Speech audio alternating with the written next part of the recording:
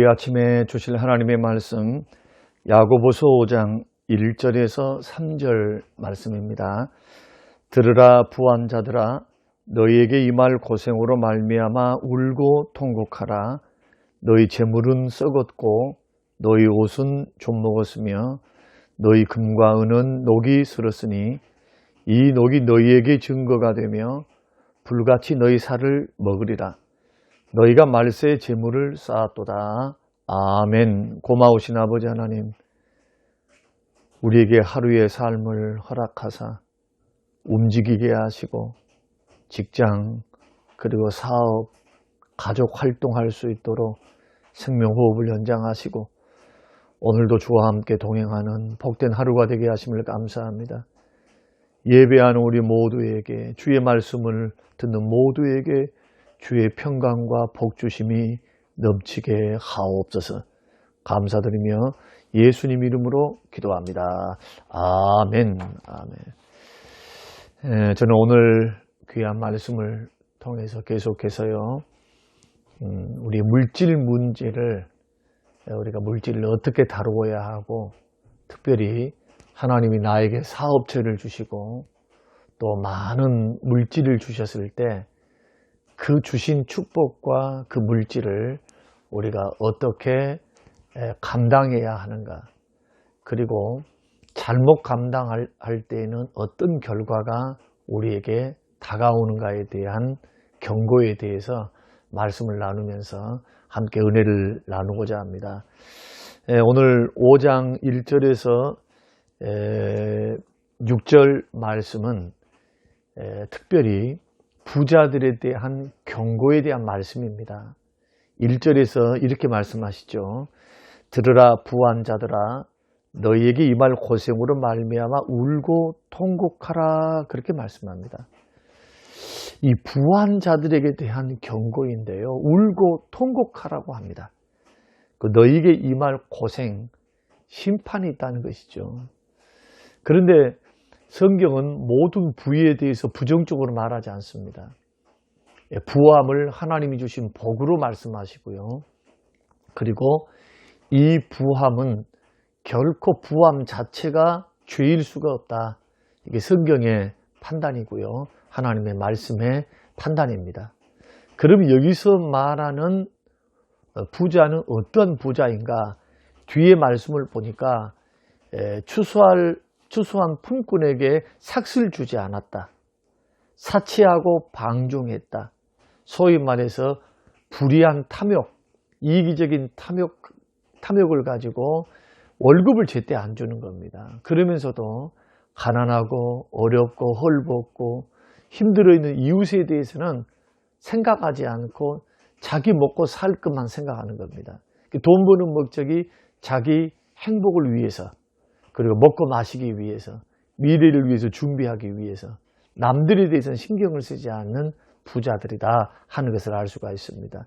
그래서 이 부자들, 어떤 부자입니까? 탐욕과 이기적인 욕심으로 독점하고 있는, 탐욕은 우상 숭배라고 말을 하죠. 그러면서도 횡포를 부립니다. 자, 사업체를 가지고 돈놀이를 하면서 이 돈을 가지고 타인을, 약자들을 괴롭히는 부자, 전행을 일삼고 있는 부자들, 이런 부자들이 울고 통곡하라고 말합니다. 왜냐하면 머지않은 장래에 하나님을 대면해야 되고 하나님으로부터 그 물질을 어떻게 사용했는가에 대한 심판이 있다는 겁니다. 불평등한 고용행위에 대해서, 착취하는 것에 대해서, 이 돈을 가지고 약자들을 착취하고 그 약자들의 돈을 탐냈던 이런 일들에 대해서 하나님께 뭘 받습니까? 심판도 받고 신문도 받는다는 겁니다. 그럼 부자들이 저지른 구체적인 죄는 뭘까? 네 가지로 말씀드릴 수 있는데 오늘은 한 가지만 먼저 말씀을 드리고 내일 또한 말씀을 드리도록 하겠습니다. 이 부자들이 저지른, 하나님께 신문을 받고 심판을 받고 울고 통곡하라, 이렇게 경고하면서 이 물질이 너희 살을, 불같이 너희 살을 먹는다 라고 하는 그 경고를 받는 이 어리석은 부자들, 탐욕을 부리는 부자들의 죄 첫 번째는 뭐냐? 부를 땅에만 쌓아둔 것 때문입니다. 마태복음 6장 19절에서 우리 주님은 보화를 하늘에 쌓아두라고 말씀합니다. 땅에 쌓아두지 말라고 말씀하십니다. 땅에 있는 보화는 동록이 먹고 조미 먹고 먹을 도적들이 가져가고 없어질 것이라는 거예요. 영원하지 않다는 겁니다. 부가.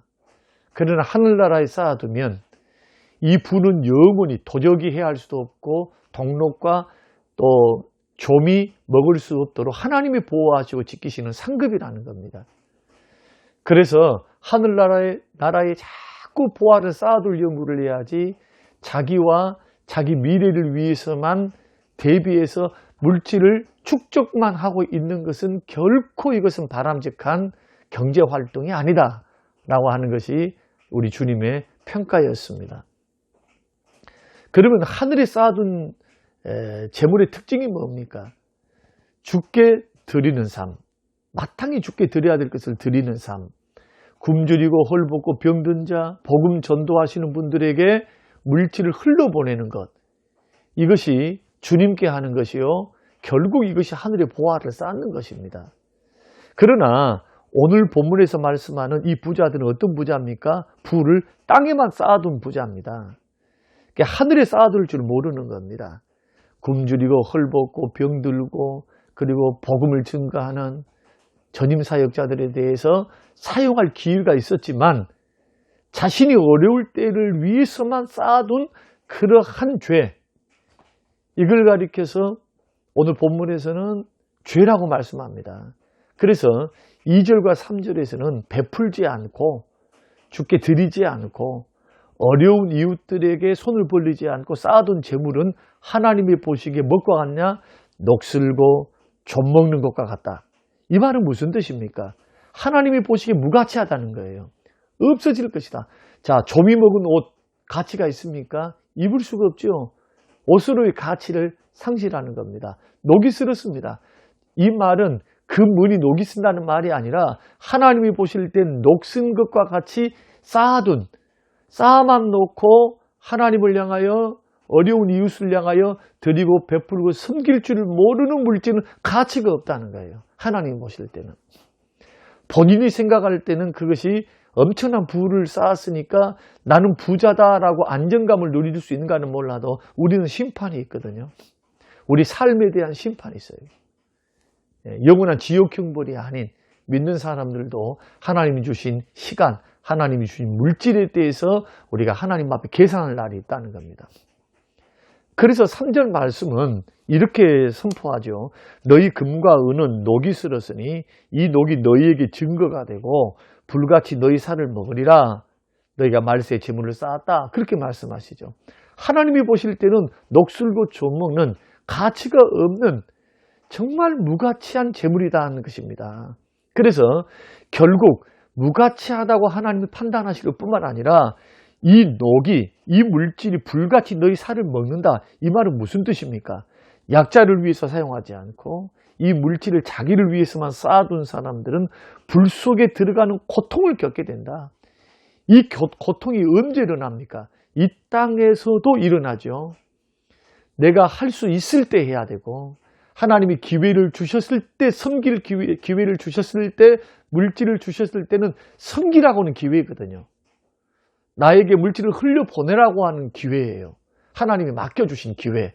그러니까 그걸 순종하지 않을 때는 그 재물이 오히려 최후 심판 때에 정죄하는 증거가 된다는 겁니다. 마치 이것이 불같이 너희 살을 먹으리라. 최후 심판 때에 하나님 앞에 심판받는 증거가 된다. 정죄받는 증거가 된다. 너는 그 물질을 내가 준 너에게 맡긴 물질을 어떻게 사용했느냐.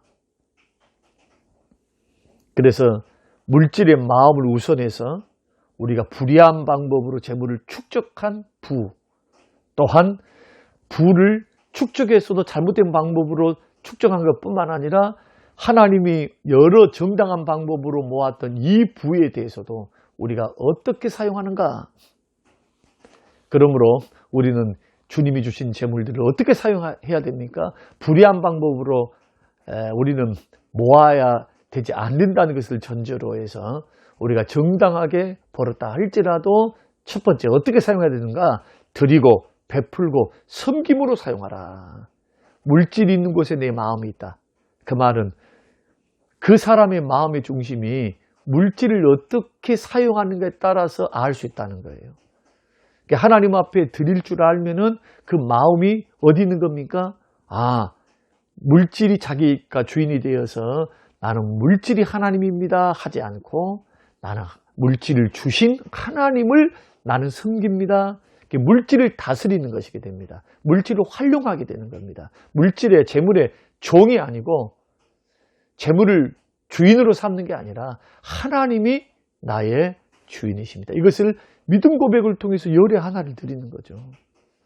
10의 1조의 그 개념이라고 하는 것은 이 10의 1조는 뭐 율법을 지켰다는 개념을 뛰어넘습니다. 믿음 고백입니다. 나를 위해 십자가에 주고 주신 그 주님의 은혜에 감사합니다. 영생 주신 것 감사합니다. 물질 주신 것 감사합니다. 물질 주신 하나님 앞에 주신 분이 하나님이심을 고백하는 게 열의 하나입니다. 열의 10개가 다 주님 것이죠. 그래서 11조라고 하는 것은 물질의 주인이 하나님이십니다라고 하는 고백입니다. 나는 물질 안 섬깁니다. 하나님 섬기고 있습니다. 라고 하는 믿음의 고백과 증거가 바로 열의 하나를 통해서 주 앞에 드리는 것. 그래서 주께서 11조를 요구하신 그 목적이 이거에 있습니다. 물론 11조를 통해서 주의 종들 월급 주고 교회 유지하고 구제하고 이런데 성경 구약의 목적이 있지만 결국 이러한 것을 통해서 주님 말씀하신 대로예요. 물질이 나의 주인인가 하나님이 나의 주인인가? 물질을 주신 하나님을 나의 주인으로 삼아야 축복이 계속해서 임하는 겁니다. 그래야 복받고 삽니다. 또한 구제하고 드리고 섬기고 어려운 이웃들에게 흘려보낼 줄 알아야 돼요. 우리는 구제헌금을 하죠. 여러분들이 하고 있는 구제헌금은 다 흘려보내고 있어요. 선교헌금도 장학헌금도 다 선한 일, 착한 일, 여러분들이 구체적으로 못해도 교회를 통해서 헌금을 통해 다 흘려보내고 있어요. 많은 사람의 혜택을 받고 있습니다. 여러분 자부심을 가질 필요가 있어요. 이것은 정말 잘하신 거예요. 그래서 돈 모으는 것 자체가 목적이 돼서는 안 되고 미래를 위해서 준비하되 물질을 흘려보낼 줄 알아야 된다. 이것이 첫 번째예요. 두 번째는 주신 재물을 어떻게 사용해야 되는가? 물질보다 물질을 주시는 하나님을 더 의지하라는 겁니다. 물질을 의지하면 시험 받습니다. 시험의 탐욕 때문에 우상 숭배하게 되고 시험받아 넘어져요. 물질의 욕심과 탐욕을 이길 수 있는 방법, 그것은 하나님을 더 섬길 수 있는 방법, 물질보다도 물질을 주시는 하나님을 더 의지하라. 여러분에게 벌고 있는 모든 것이 주님이 주셨다고 믿으셔야 돼요. 그래야 주를 위해서 드릴 줄 알고요. 어려운 이웃들에게 흘려보낼 줄 알아야 돼요. 하나님 것, 하나님이 주셨다. 이런 믿음의 고백이 있어야 욕심을 내려놓고 하나님이 주셨으니까 계속해서 부어주시지 않으시겠습니까?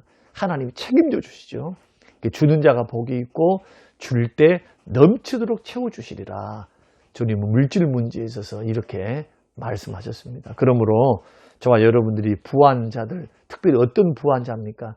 탐욕 부리는 자, 불의하게 재물을 모으는 자, 약자들을 착취하는 자, 월급을 제때 안 주고 또 잘못된 방법으로 주는 그러한 약자를 아프게 하는 그러한 물질을 버는 자들에 대한 경고, 불같이 내 살을 먹으리라.